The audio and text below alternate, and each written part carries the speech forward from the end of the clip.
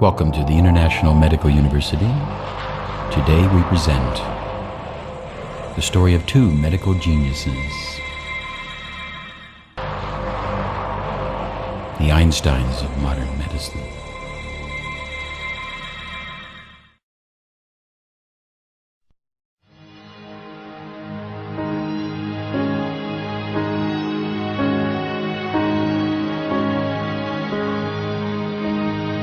The man quietly sleeping in his bed, which the layperson would certainly not think is under stress. He's under some stress because his heart is continuing to beat.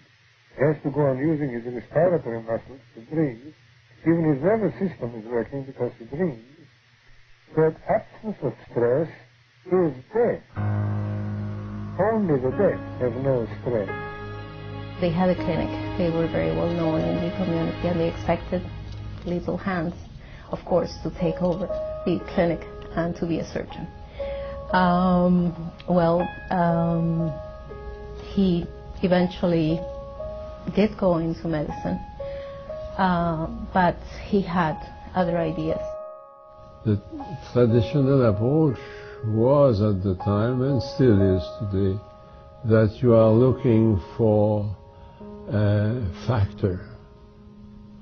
And today you are now with the genes, and you look at micro substances. On parle de biologie moléculaire. So you hope to find the molecule which is not right to explain the change. That was not his way of thinking. You see, we all have different stresses. We have different toxins and air pollution and family stress, job stress, and it all adds up. Poor diet and etc. We talk about the last straw on the camel's back that breaks the camel's back when we finally collapse. And oftentimes we blame that last straw, not recognizing that it's all of those different straws. The effect of complete accumulative stress. This weakens our system and makes disease. Even as he was a medical student, he was impressed that many kinds of different diseases from different causes seem to end up making the patient have the same sort of pathological clinical picture. So he began to wonder, well, there's some common factor here which is quite in addition to the bacterium or the trauma or whatever. It ends up making the patient express what he later described as the stress syndrome. If something is asked of your body, you have to adapt to it. And the way you adapt to it, of course, is what he figured out was that all of this, what he later on called stressors, act through your brain, and in your brain actually release certain factors. Particularly, one of the most important ones would be ACTH, or adrenocorticotropic hormone, which is a hormone produced, which indeed affects the adrenals, and the adrenals then produce or synthesize the steroids in response to this. He was a very hard-working researcher and teacher, and it was later on when he came over to the University of Montreal and had a much bigger experimental laboratory set up here and more of a staff, that he began to develop the impact of his stress syndrome idea took hold, and then it exploded because it did have the effect of linking together something that had never been sort of synthesized before. That is, that there's a general reaction of the body to all forms of what he called stress. In each chain there is one link which is the weakest, and no matter what stress of pushing you put on it, and no matter what direction, it will always predictably break right there.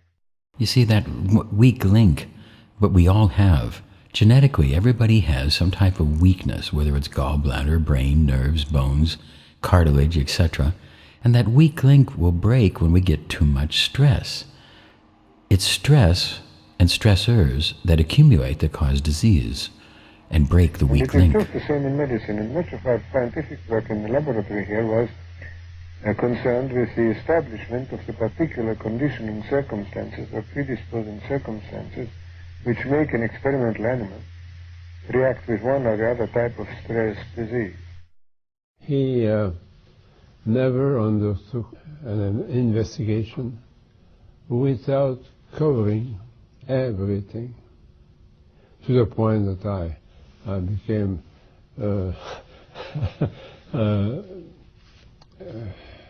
épuisé. He wanted to have all that had been done on that subject. And by all, he meant all. In fact, he had no shortcut. He was the most organized person I ever met. I would say a thirst for learning and for knowledge to begin with, an incredible curiosity, coupled with, incredible stamina, an incredible amount of energy. I met him when he was in his 60s and he was almost running, even though he had problems with one hip. Well, then, later on in his career, as you know, this whole idea of a stress syndrome was not just a physiological and pathological thing based on his rat experiments, but it became a general societal thing. That is, today, terrorism is something that stresses everybody out today. So it became an enormous philosophical, economic, social problem. And if he were alive today, I think he would be extraordinarily interested in what's going on in a global sense. First of all, I think one has to realize his contributions. And I think realizing his contributions, it's no minor matter. So I think that for those of us that studied with him, if we did not really, admire his accomplishments and his way of being and his contributions to medicine, science, and society, we would be very ungrateful. Since 1945, Hans Selye has worked here at the University of Montreal as Director of Experimental Medicine and Surgery. The university is now a world center for the study of stress. The whole concept arose from the observation that in addition to specific diseases, such as a gastric ulcer or typhoid or tuberculosis, there is a syndrome, a set of manifestations, a set of disease signs, which is common to all diseases. For example, that you lose your appetite, you feel ill, you have no energy, you want to lie down rather than get up. And when I was a medical student, I became very interested in this. It didn't seem to me an obvious thing that should exist, that there should exist such a thing as what I called at the time a syndrome of just being sick from anything. And when I published my first paper on it, some 10 years after I first confronted that problem as a medical student, I published it in the British journal Nature under the title A Syndrome Produced by Various Noxious Agents. What are the diseases of stress? Well, actually stress plays a certain role in any disease, because any disease causes an increased demand. You always have to come back to this definition in order to understand it. But there are some diseases in which stress is a decisive factor. And there are a whole lot of diseases that have no apparent cause. And people have been looking for the cause of it for a long time, but there is no cause. Because the cause is just any effort. Anything that causes stress. What is your personal attitude towards stress, towards the stress that's put on you? Stress is the salt of life. You have to be under stress in order to make life worthwhile. If a person is very much to express and feels that he is very creative, making it impossible for him to exteriorize himself is the most terrible stress that you can put him under. So my philosophy is based on the concept not of being lazy and sitting around and doing nothing and trying to get the shortest working hours, but to work on the stress level for which I was born. Now, some people are more phlegmatic and others have more a need to express themselves.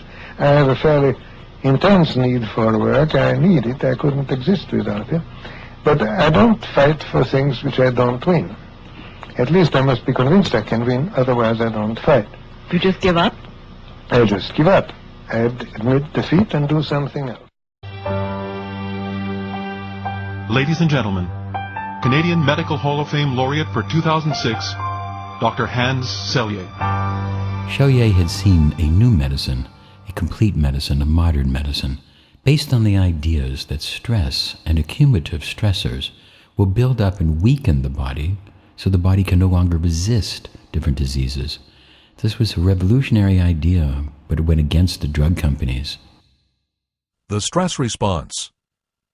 In stressful situations, the body switches on its autonomic nervous system and neurobiological processes in an attempt to maintain homeostasis. The body is prepared for its reaction to stress. In the brain, the hypothalamus is connected to the pituitary gland. The hypothalamus, stimulated by the sympathetic nervous system, releases the hormone corticotrophin-releasing factor, CRF. The CRF activates the pituitary gland to release the adrenocorticotropic hormone, ACTH. This in turn alerts the adrenal glands. The adrenal glands are located on top of each kidney. The ACTH from the pituitary gland stimulates the adrenal cortex to release cortisol. At the same time, neurons in the hypothalamus signal the medulla to release epinephrine, adrenaline, and norepinephrine, noradrenaline. These hormones then push the body into hyperalertness. As we go into different stress, it causes tension on the nerves, the adrenals, and that flight or fight reaction causes multiple parts of the body to sometimes be overdone. We often find that the short-term type of stresses, where we get intense stress, creates troubles with the parasympathetic system. Thus it is with digestion, ulcers, etc., where the long, short stress, the bursts that are tiny and daily and every day, those little stressors, those would create problems in the joints and create problems with the autonomic nervous system. So thereby stress becomes the thing that affects the body. The pathways of stress all create openings for the disease and different diseases to flourish. Have you ever felt sick to your stomach during a test? Have you had days when you were so loaded down with homework and psychology that you had trouble sleeping? Have you ever been so worried about something that you ended up with a terrible headache? If so, then you know what it's like to feel stressed. You've probably heard people say, "Wow, I'm really stressed out," or "This is making me totally stressed." Maybe you hear adults even saying stuff like that. Well, then you know that you're experiencing stress. Stress is what you feel when you are worried or uncomfortable about something. This worry is in your mind and can make your body feel bad. You may feel angry, frustrated, scared, or afraid, which can give you stomachache or a headache, like this man in this picture. Everyone knows about stress. Either you experienced it when you moved, had a difficult relationship, lost your job, or experienced the death of someone close to you. You know this kind of stress. It goes on for a while and you have to deal with it, for better or for worse, every day. So, is there a clear connection between stress and illness? Yes, there is. And over the couple of decades, researchers in psychology and medicine have worked together to establish that connection, and that it does exist. For example, psychosomatic illnesses are health problems that are caused primarily by psychological factors rather than by physical ones.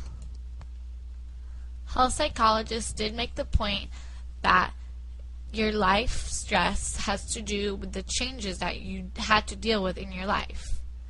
Every person deals with different amount of stress in their lives and different amount of experiences over time.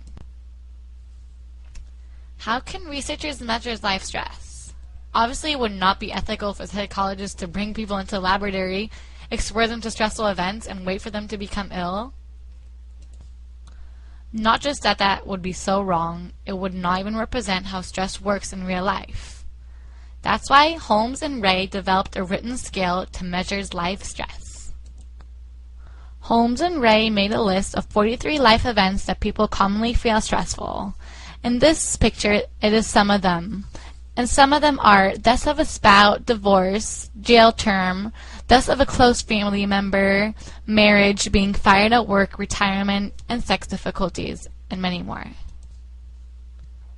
In an attempt to measure life changes, Holmes and Ray developed the Life Event Scale. That's what it's called. It's also known as the Holmes and Ray Social Readjustment Rating Scale. The life events are ranked in order from the most stressful, death of spouse, to the least stressful, minor violations of the law.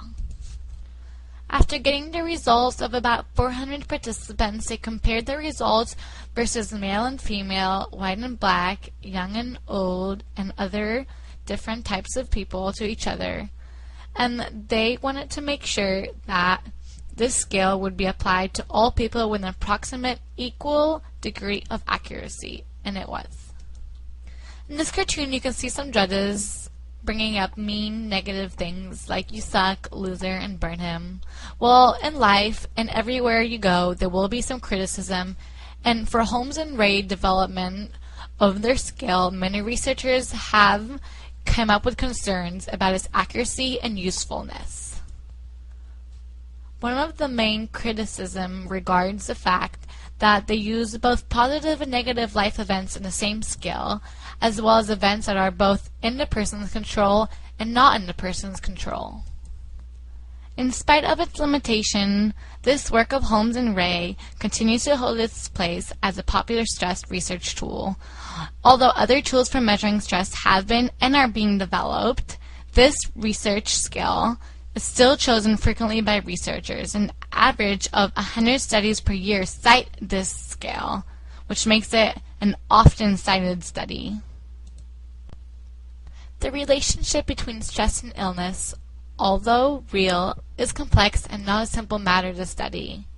Psychology and medicine professionals working together have recognized that all illnesses contain a psychological component in how they develop, how are treated, and how people recover. Are you wondering if you're stressed? Are you feeling tension in your shoulders and neck? Because that is a first sign to show you are feeling stressed. So, tips for dealing with stress? Don't worry about things you can't control, such as the weather. Prepare the best of your ability for events you know may be stressful, such as a job interview or a big psychology test next week. Try to look at change as a positive challenge, not as a threat, and work to resolve conflicts with people. Talk to a good friend, family member, or a teacher like Mr. Williams. And set realistic goals at home and at work. Exercise regularly, eat well, balance meals, and get enough sleep. Maybe even meditate. Participate in something that you don't find stressful, that's fun, like sports or a social club. And just remember, life is not that stressful. It's not the stress that kills us, it's our reactions to it. That's what Selye taught us. That's what he taught me when I worked with him. I worked with him, and as he worked these different books, these monumental books, that really brought the ideas of stress to us, he talked about eustress, how there was good stress. In his book on the nature of stress, he actually quotes at the end about me, Dr. Nelson, and how I might be able to pick up and make this type of medicine more. There are three basic ways that we think. We have these different coping skills, the rationalizations, and our little word area of the brain is such a very small part. You see, the word area gets 1% of 1% of 1% of 1% of 1%. And it's our logical area, but it's not really in tune with all of us. It's just one way. There's also an emotional limbic system that's deep beneath, and this is connected to the heart, where we get broken heart and these other different things. Then we have the solar plexus, the deep part of us that's connected to it all. These different things make us and connect us, and the solar plexus, that all connection, is more important. Now we have alarm stage, adaptation stage, and exhaustion stage.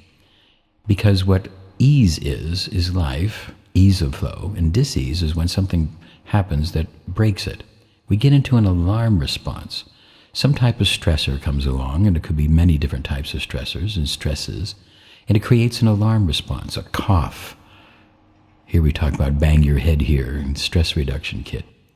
That initial alarm is the cough, the itch, the burning, the runny eyes. And then things get worse. Things start to slip. Of course I'm stressed. I'm married with 3 teenage daughters in one bathroom. Stress is an anxiety factor, but anxiety stress continues after the stressor is gone. When the stressor is gone and you're still stressed, then it's anxiety. The first part is the alarm reaction. Then, if the stressor continues, we go into a type of adaptation syndrome where we try to resist the stress, but we don't do it very well. It's called adaptation syndrome. In the adaptation syndrome, we adapt to the stress, but the disease goes deep. As we adapt to the stressor or stressors, the disease progresses deeper and deeper and deeper. And the alarm symptoms go away. The symptoms go away. Thus we think we're okay. We are wrong. You can have no symptoms and be really, really sick. Being symptom-free is not an indicator of health. Let's repeat the most important words of medicine. Being symptom-free is not an indicator of health. Thus, allopathic medicine is no longer valid. We cannot go to the doctor with our symptoms because being symptom-free is not an indicator of health. The symptoms and the verbal symptoms that we form in our brain are not an indication of our diseases and the condition of our body. Adaptation happens as we adapt to the stressor, but the disease goes deeper. We get a reduction in the size of cells and atrophy. We get many different things as the stimulus, the stressor, continues and creates problems and eventually exhaustion, ill health, and breakdown. This works through the parasympathetic and sympathetic nervous system as well as the different cells. And this creates the different types of stress and stressors that push that system of disease deeper and deeper. We palliate the symptoms, and when the symptoms go away, we think that we're correct and healthy. We are not. It's important for us to realize that many of the different things that we take for granted, like sugar and drugs, just push disease deeper.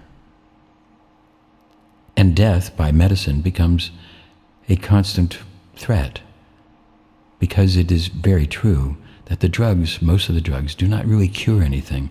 They simply palliate as the disease and the stress and the cellular problems go deeper and deeper.